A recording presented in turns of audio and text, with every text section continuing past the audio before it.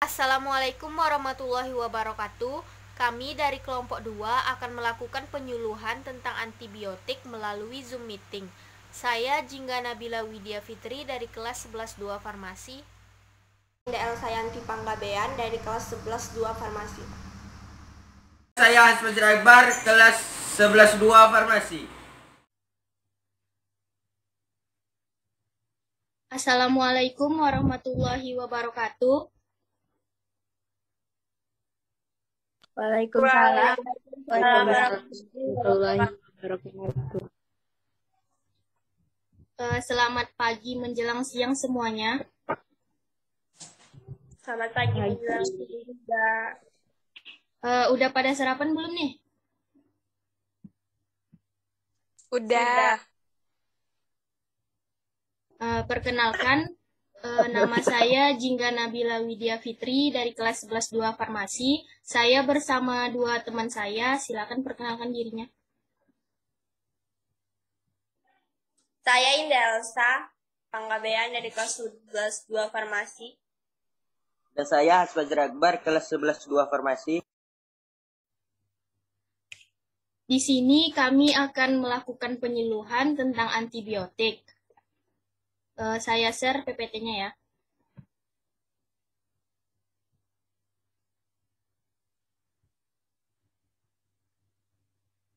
Udah nampak?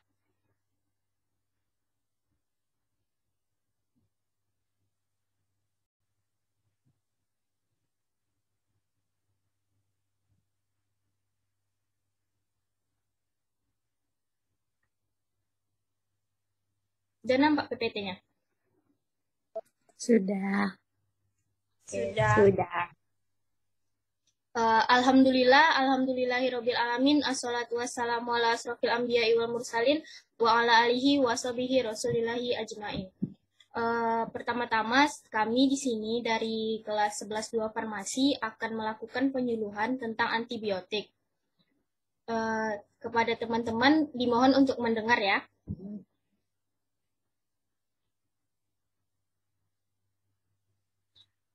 Sebelum masuk ke materi, teman-teman udah pada tahu nggak sih apa itu antibiotik? Belum. Atau ada yang tahu, boleh jelasin sedikit gitu?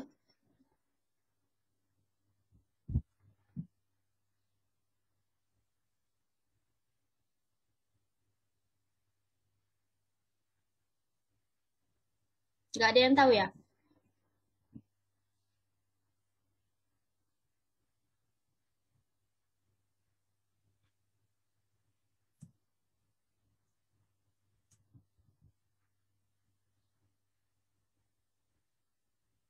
Nah, antibiotik adalah berasal dari bahasa Yunani yakni anti yang berarti melawan dan bios yang berarti hidup. Jadi antibiotik ini adalah dia dalam bentuk melawan makhluk hidup tapi hanya untuk bakteri saja.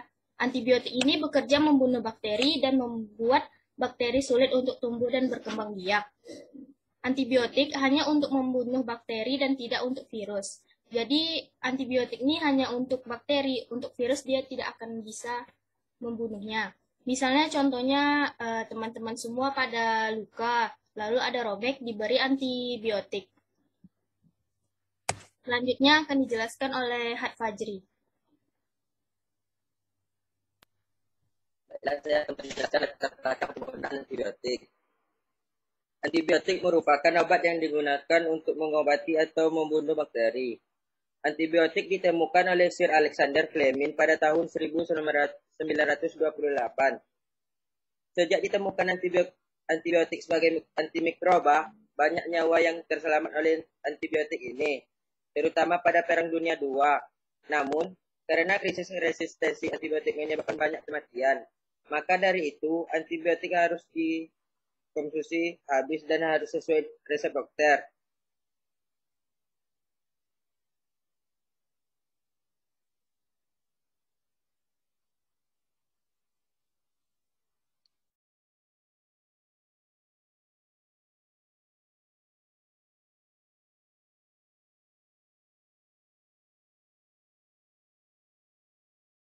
Jingge itu aja kan?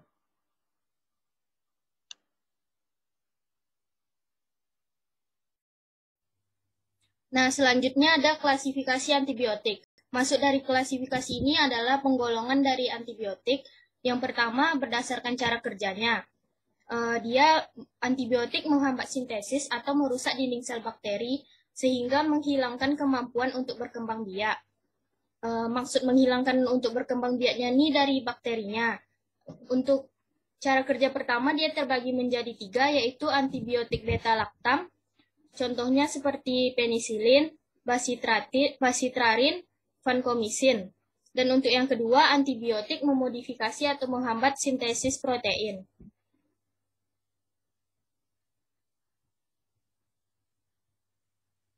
Selanjutnya ada obat antibiotik antimetabolik yang menghambat enzim esensial dalam metabolisme folat. Contohnya golongan sulfonamida. Yang keempat ada antibiotik yang mempengaruhi sintesis atau metabolisme asam nukleat quinolon. Selanjutnya ada yang berdasarkan golongan. Yang pertama penisilin. Penisilin ini merupakan antibiotik yang pertama kali ditemukan dan paling banyak digunakan. Contohnya seperti amoksisilin tablet. Yang kedua ada tetrasiklin. Tetrasiklin ini termasuk antibiotik yang spektrum luas yang dapat digunakan untuk mengatasi infeksi saluran kemih, infeksi mata, atau infeksi saluran pencernaan. Selanjutnya ada yang cephalosporin. Cephalosporin ini antibiotik biasanya digunakan untuk membunuh berbagai jenis bakteri. Biasanya misalnya teman-teman ada yang radang tenggorokan, atau infeksi telinga, infeksi kulit, atau infeksi paru-paru. Contoh obatnya seperti cefotaxim. Untuk yang quinolon ini biasanya disebut juga dengan fluoroquinon. Dia juga termasuk antibiotik spektrum luas. Biasanya untuk pneumonia atau prostatis bakteri. Contoh dari obatnya ada ciprofloxacin. Yang selanjutnya ada lincomycin. Lincomycin ini dia mengatasi infeksi bakteri yang disebabkan oleh bakteri gram positif, aerob, dan anaerob. Dia biasanya untuk penyakit infeksi saluran pernafasan bawah. Contoh obatnya ada clindamycin dan lincomycin. Selanjutnya ada makrolida. Nah, makrolida ini dia untuk mengatasi seperti batuk rejan atau infeksi kulit ringan. Contoh obatnya erythromycin. Selanjutnya ada sulfonamid. Sulfonamid ini dia untuk mengobati bakteri gram positif maupun negatif. Dia contohnya misalnya untuk infeksi telinga. Contoh obatnya tuh ada trimetoprim. Untuk golongan glikopeptid, dia tuh obat yang untuk mengatasi infeksi juga. Contohnya seperti oritavancin. Yang terakhir ada aminoglikosida, dia antibiotiknya biasanya nggak digunakan secara oral, biasanya digunakan secara injeksi atau melalui suntikan. Selanjutnya akan dijelaskan oleh Fajri Akbar. Baiklah, saya akan menjelaskan bentuk sedia antibiotik. Bentuk sediaan antibiotik itu ada 6. Yang pertama, antibiotik sediaan padat oral.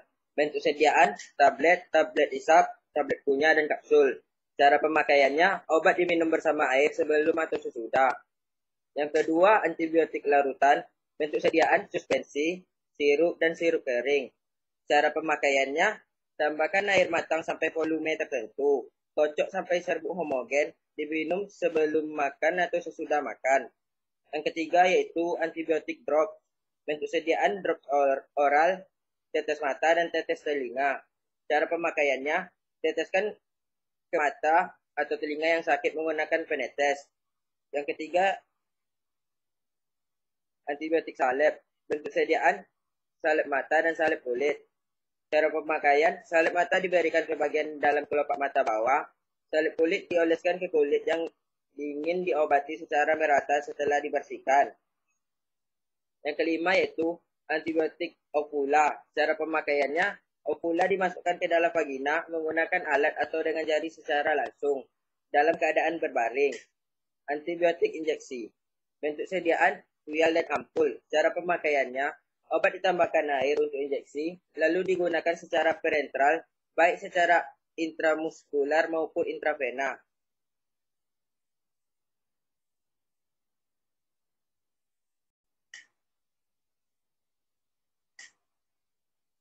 Udah kan, Jingge?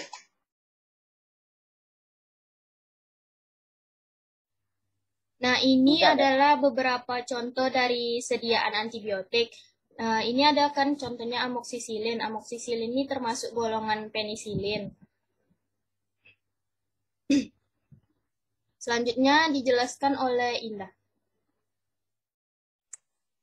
Peringatan penggunaan antibiotik.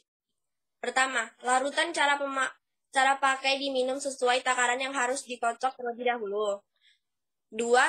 Suspensi kering cara pakai dilarut dengan air sampai tanda batas lalu dikocok dengan batas pemakaian hanya 7 hari.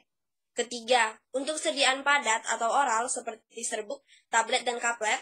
Untuk serbuk dilarutkan dengan sedikit air, diaduk rata, diminumkan ke pasien. Keempat, untuk setiap cara pemakaiannya, lukanya dibersihkan terlebih dahulu dengan air hangat, dioleskan salep tipis-tipis. Kelima, untuk obat TBC, obat harus diminum secara teratur dan tidak terputus. Ingat harus dihabiskan dengan resep dokter.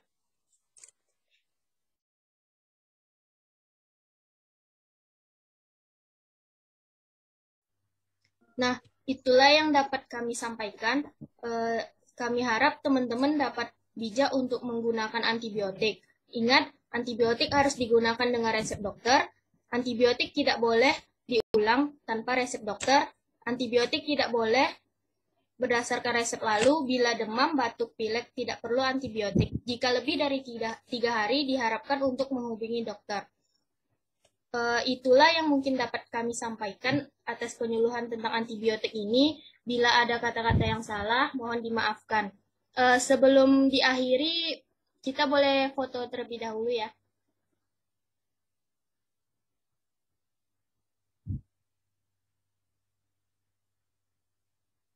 1, 2.